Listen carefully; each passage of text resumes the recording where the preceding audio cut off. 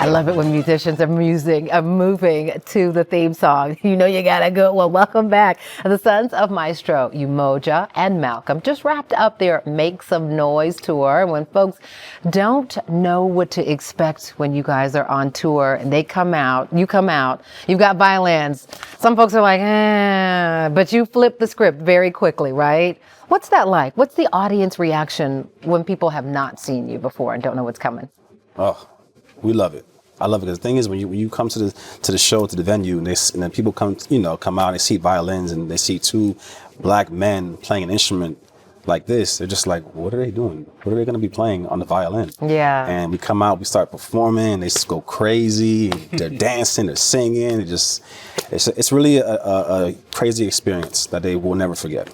Yeah, and we think of this concept of dancing to violins, right? Yeah. What I'm curious, because so many times artists will talk about that connection, making the connection with the audience. You're not singing, you're not rapping, you're not doing, your violins speak and sing for themselves.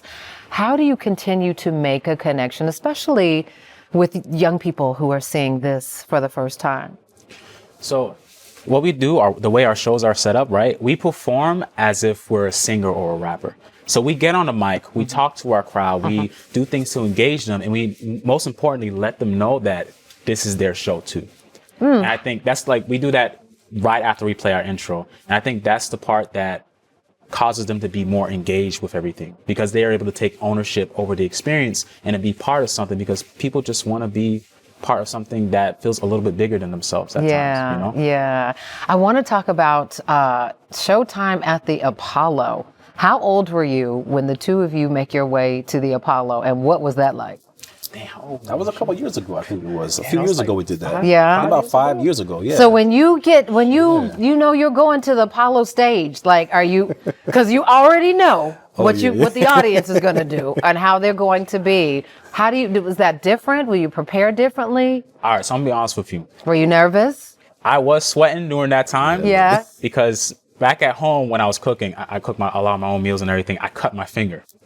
So, and I cut the most important finger for playing the violin. You can't get no paper cuts when you play a violin. Yeah, so I had to learn kitchen cut.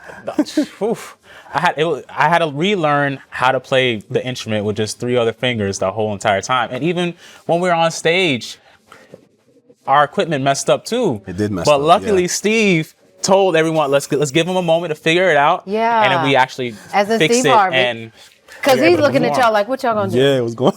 He was really supportive. Yeah. That's. I love that you guys always get so much support. So the audience what's their reaction? Oh, they loved it.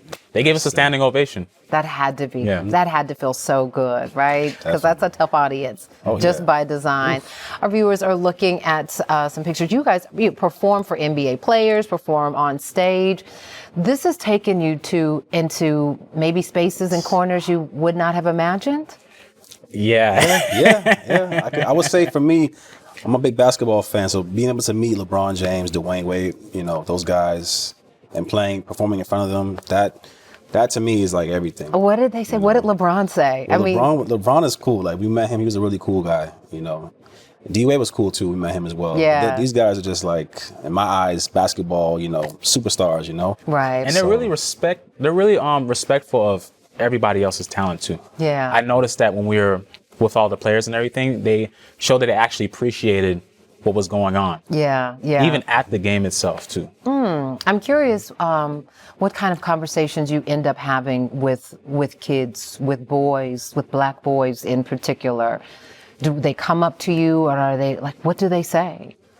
A lot of times is they do ask us how long we've been playing, how did you guys get into this? But we always want to give a message to them that they have to follow their soul, they have to follow their hearts, Yeah. and the things that they're passionate about. But also they have to practice. They have to put things in action in order to get where you're going to go. Because you have faith in yourself, you have faith in the path, but you got to meet it halfway. Yeah, and I feel like that really kind of answers my next question, was just to children of every ethnic background, right? Because we understand that music is a universal language, and whether you're playing a violin in a classical form or in this jazzy, hip hop, soulful, reggae way that you play, the message to kids just about focusing, right? Because this is hours and hours of practice, and it can get tiresome and you burn out. Yeah, That's true. yeah, you definitely can, definitely can. But the goal is to be. You have to have a goal in mind and chase that dream, and you have to work every day towards that dream, that goal. Because if you don't, And you need to have fun. yes, and also have fun. You need to have So fun. there was fun. There was some time to play. There's some time to run, right? I guess, is that Yes. the message to the parents?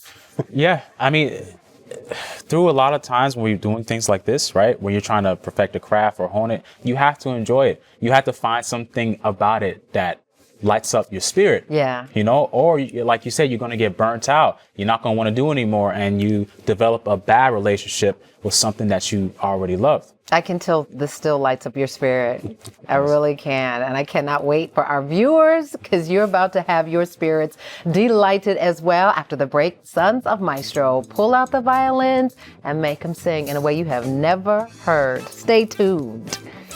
I did that on purpose.